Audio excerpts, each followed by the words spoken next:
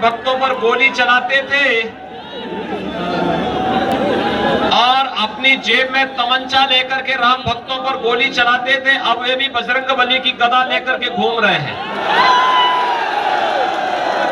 और भाइयों बहनों, आप देखना, इस चुनाव में जब वे बुरी तरह परास्त होंगे तो अगली बार वे अयोध्या में कार सेवा करते हुए दिखाई देंगे। आप भी चाहते हैं ना इन लोगों को कार सेवा में आए? जो लोग राम भक्तों पर गोली चलाते थे, अवैध तमंचा अपने पास रखते थे, आज जब बजरंगबली की गदा लेकर के घूम रहे हैं तो अब मैं कह सकता हूं कि अगली बार ये लोग भी राम भक्तों की कतार पर खड़े होकर के कार सेवा करने के लिए अयोध्या में दिखाई देंगे। और अगर ये चाहते हैं इसके लिए अयोध्या में राम मंदिर के निर्माण कार्य और तेजी से हो, इसके लिए भारतीय जनता पार्टी की सरकार फिर से उत्तर प्रदेश में आवश्यक है। भाइयों बहनों, मुझे सुल्तानपुर वासी एक बात बताएं, आपको बिजली मिलती कि नहीं मिलती है? आज आ रही है, 2017 के पहले आती थी। 2017 के पहले तो बिजली की भी जाति और मजहब हुआ करता था। ईद और मुहर्रम होता था तो बिजली आएगी, और नहीं तो होली और दीपावली के अवसर पर गायब हो जाती थी। ये सच है ना? मैं सच बोल रहा हूं ना? यही होता था ना? लेकिन भाइयों बहनों, अब तो सबको बिजली, पर्याप्त बिजली है ना, अब कोई भेदभाव तो नहीं होता है। देखना, आजादी के बाद जिन गांवों में बिजली नहीं लग पाई थी, हमने वहां भी बिजली पहुंचाई। जो गरीब अपने घर में बिजली नहीं कनेक्शन ले सकता था, हमने फ्री में बिजली के कनेक्शन उपलब्ध करवाए। और कोरोना महामारी से दुनिया जूझ रही है, लाखों लोग मर गए हैं कोरोना के कारण।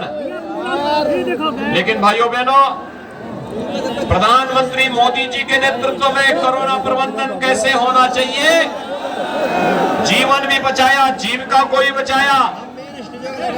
और भाइयों बहनों, यही नहीं, हम लोगों ने फ्री में टेस्ट किए, फ्री में उपचार दिया, फ्री में वैक्सीन, सबको वैक्सीन। हनुमान जी ने काल नेमी का वध इसी सुल्तानपुर की नगरी में किया था।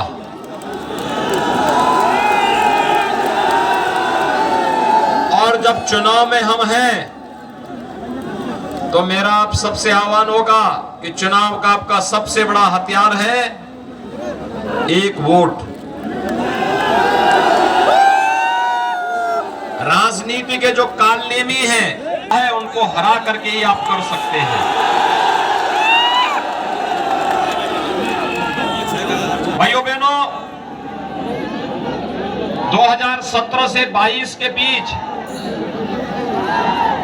5 साल के अंदर आपने Bharatiya Janata party double engine की सरकार को प्रदेश के अंदर कार्य करते हुए देखा है। 2012 से 17 के बीच समाजवादी पार्टी की सरकार और 2007 से 12 के बीच बहुजन समाजवादी पार्टी की सरकार भी थी। भाइयों बहनों, भारतीय जनता पार्टी ने जो कहा वो करके दिखाया। भारतीय जनता पार्टी जो कहती है वो करके दिखाती है, और यही कारण है कि जिस प्रदेश में 2017 के पहले सुरक्षा एक चुनौती थी, जिस प्रदेश में हर दूसरे तीसरे दिन एक दंगा होता था, जहां पर आस्था का अपमान होता था, और जिस प्रदेश में पेशेवर दंगाई, गुंडे और अपराधी पूरे प्रदेश के अंदर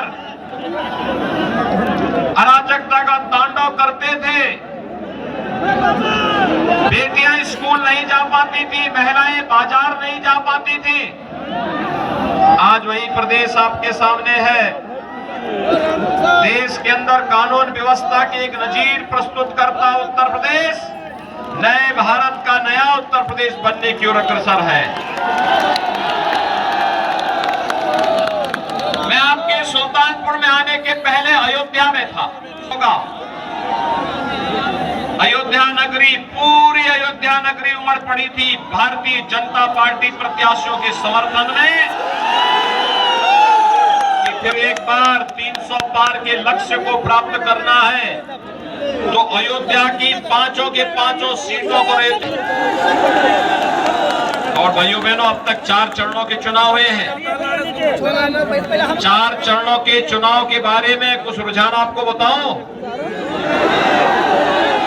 4 चरणों के चुनाव परिणाम तो 10 तारीख को आएंगे, लेकिन रुझान अब तक बताते हैं। रुझान इसी से अंदाजा लगा सकते हैं कि विपक्ष के तमाम नेताओं ने अभी से विदेश भागने के लिए अपने टिकट 11 तारीख की बुक करा लिए हैं। उन्होंने पहले से बुकिंग कर दी है और इससे ज्यादा परिवर्तन और क्या